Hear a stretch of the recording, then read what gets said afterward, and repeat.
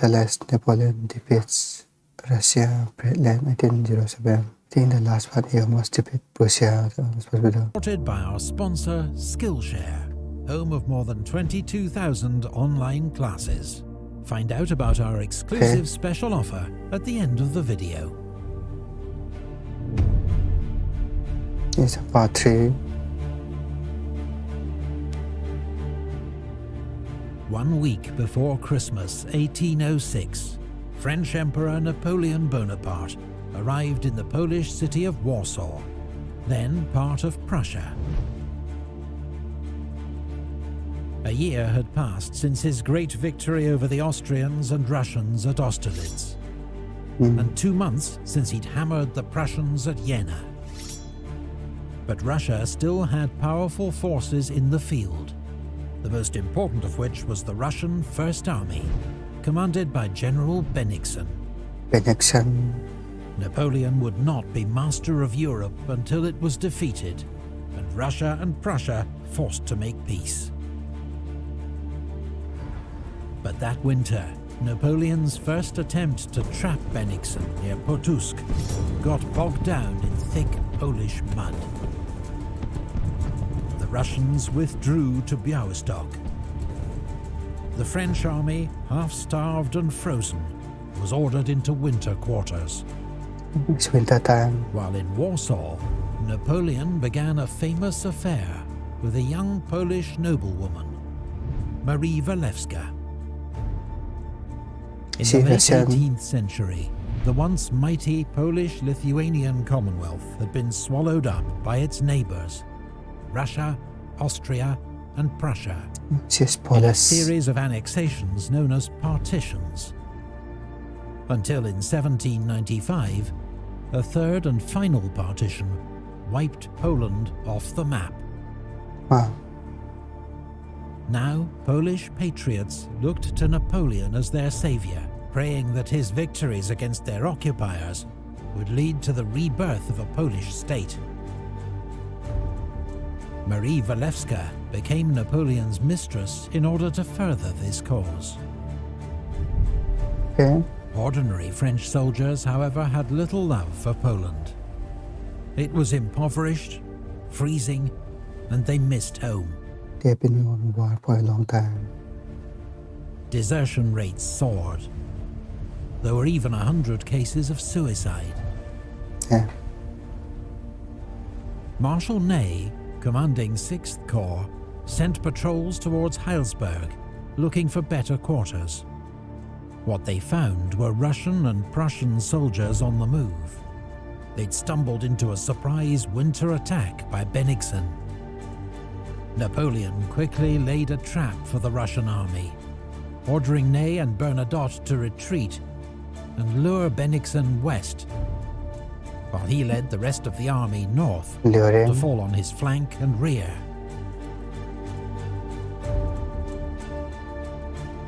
Going straight. But the Russians captured a French courier carrying the Emperor's orders to Marshal Bernadotte. Bennigsen, now warned of the trap, ordered a retreat, fighting a series of rearguard skirmishes against the pursuing French. But he refused to give up the city of Königsberg without a fight. Turned to give battle at Eylau. It's a battle, but a massacre and without any results.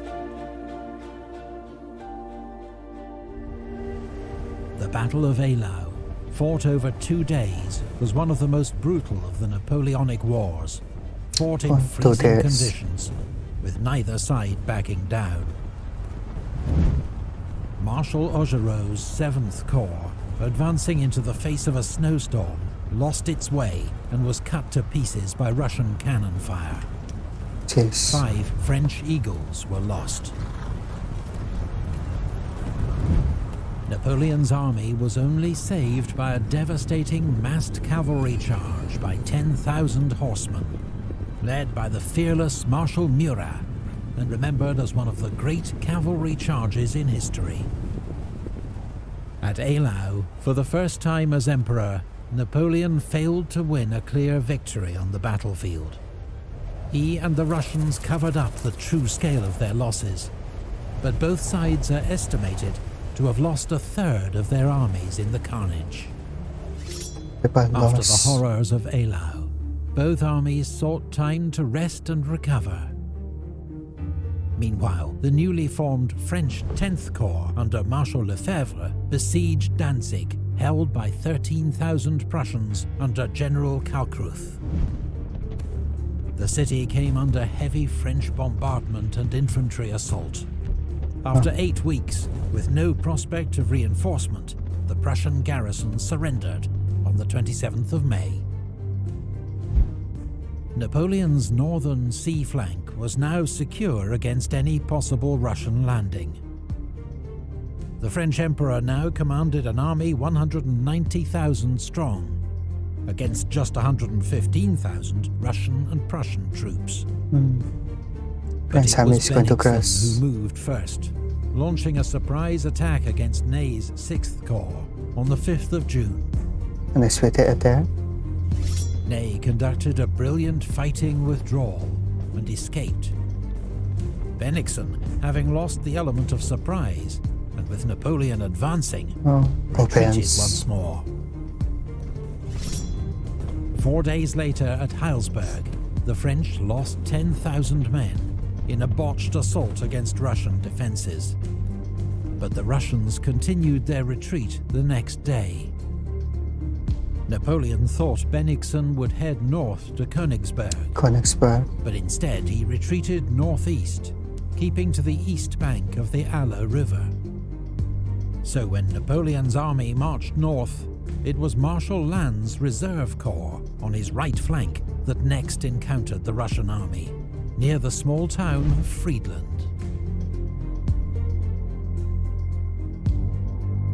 Your horse to the ground if you have to, but they're fighting the Russian army. In the late afternoon of the 13th of June, Russian cavalry scouts informed General Bennigsen that they'd found a single French corps at Friedland. Bennigsen decided he had time to cross the Aller River and smash this isolated corps before the rest of the French army could arrive to save it. And he ordered his army to begin crossing the river. Splitting. Marshal Lannes, commanding 16,000 men and facing 46,000 Russians, sent an urgent message to Napoleon that he was under attack from the main Russian army. Then he fought a skillful delaying action, hiding the weakness of his force behind a large screen of skirmishers, while gradually yielding ground to the enemy. Tactics going was on. Still holding off the Russians as darkness fell. That night, Russian engineers built 3 pontoon bridges at Friedland to speed the movement of troops over the river. Building a bridge. But Bennigsen was taking a huge risk. If this turned into a major battle, his army would have to fight with its back to the river and the steep banks of the Mill Stream dividing its left wing from its right. Bennigsen had also badly underestimated the speed at which Napoleon's Grande Armée would react. The first French reinforcements arrived that night. The Emperor himself wasn't far behind.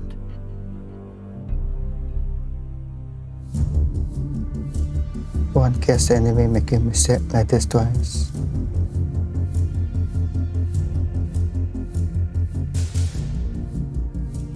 By dawn on the 14th of June, about 40,000 Russians had crossed to the west bank of the Aller River. Bennigsen ordered an attack on the village of Heinrichsdorf to turn the French left flank. But French cavalry reinforcements, led by General Grouchy, intercepted the Russians. In more than an hour of charge and countercharge, the French horsemen finally drove the Russians back. Marshal Mortier's 8th Corps now arrived to reinforce the French centre.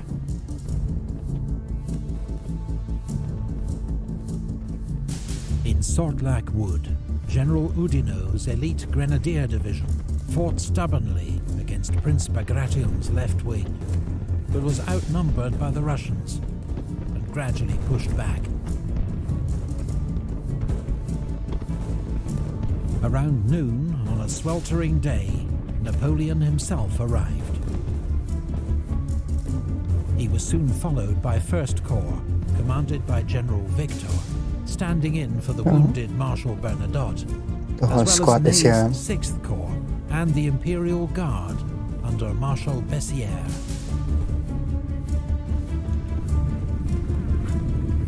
The date, the 14th of June, held special significance for Napoleon. It was the 7th anniversary of his great victory over the Austrians at Marengo. A good omen, he declared. The battle then entered a lull as Napoleon assessed the situation, saw Bennigsen's dangerous position, and issued orders for an attack to take advantage of it. Bennigsen, meanwhile, who was tormented by ill health throughout the day, saw that he now faced the full might of Napoleon's army and issued orders for a retreat. Retreating. His objective advance against the left on our left point to this march course what it may. But before Bennigsen's retreat could get underway, at 5:30 p.m, 3 salvos from the French guns signaled the start of Napoleon's attack. It was led by Ney's 6th Corps on the right wing, who first cleared Bagration's infantry from Sortlac Wood. But as Ney's troops left the cover of the trees, they came under heavy fire from Russian cannon across the river. As the French attack faltered, Prince Bagration rallied his men and launched a cavalry counterattack. Ney's corps retreated. But now General Victor's 1st Corps came up on his left. Its artillery commander, General Senarmont, advanced with 30 guns and blasted the Russians at point-blank range with case shot. Hundreds of Russians were mown down within minutes. Under this onslaught, Bagration's men began to waver and then retreat. Around 7 p.m, the Russian Imperial Guard launched a desperate counterattack to try to halt the French advance on Friedland. Too many plans. But they were outnumbered and outgunned.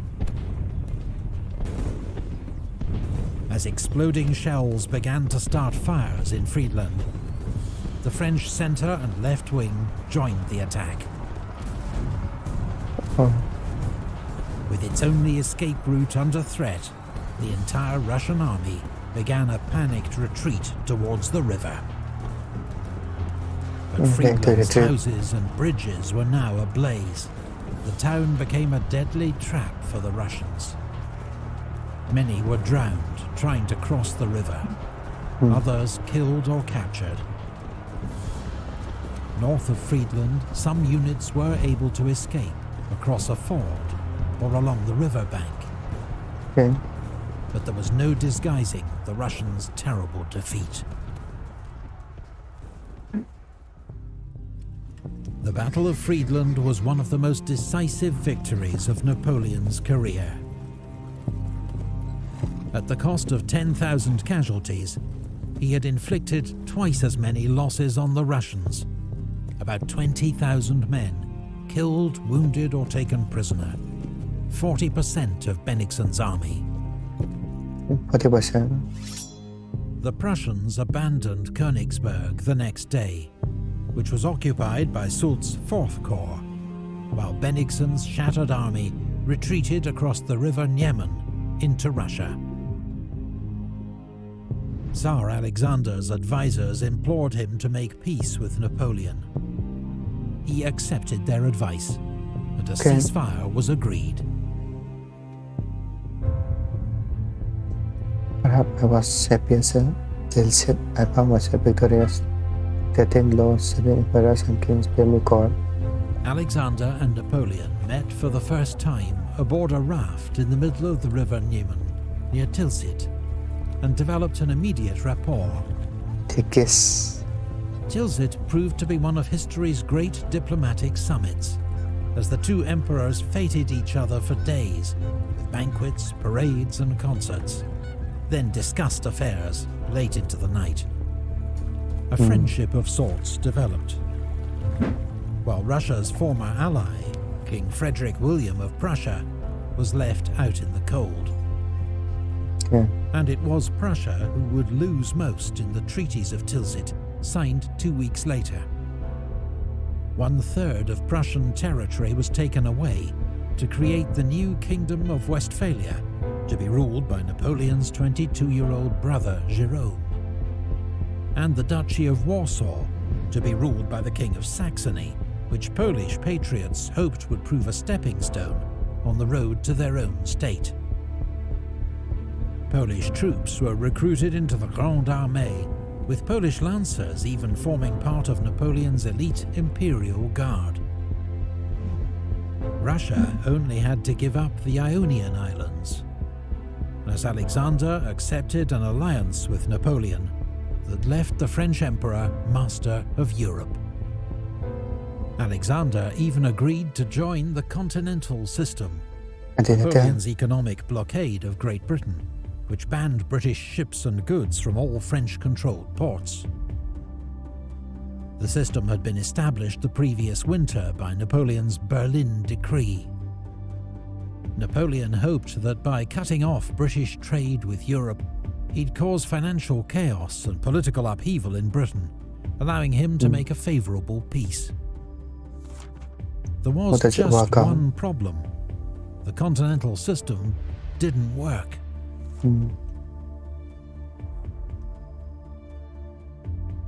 Not only was it impossible to enforce and undermined by widespread smuggling, the system damaged French trade just as much as British trade. Of course. The decisive weapon in this economic war would prove to be the British Royal Navy, which that summer ensured its continued naval dominance by launching a preemptive strike against the neutral Danish fleet at Copenhagen, capturing their warships before they could fall into Napoleon's hands. Royal Navy squadrons blockaded all major French ports, seizing any ships trading with France, while ensuring British merchants could continue to trade overseas in relative safety. The Navy even seized the tiny Danish island of Heligoland as a base for smuggling British goods into Europe. But most disastrously for Napoleon, the continental system would draw him into two conflicts that proved ruinous for his empire. The first would be fought in the Iberian Peninsula, where Napoleon decided to force Britain's ally, Portugal, to join the continental system. In November 1807, French troops, supported by their Spanish ally, invaded the country. Oh no. The Portuguese royal family fled to their colony of Brazil as the French occupied Lisbon without a fight. It looked as though Napoleon had won yet another easy victory. Easy. The Peninsular War was just beginning. Just beginning. So Portuguese royals fled to Brazil, leaving the whole country behind. Let's see if there's any conflict in the next part. I'm really enjoying this story. Napoleon invaded Austria, Prussia, and Russia, and then Portugal. I wonder what he's going to conquer next time. I episode and like announcing this video.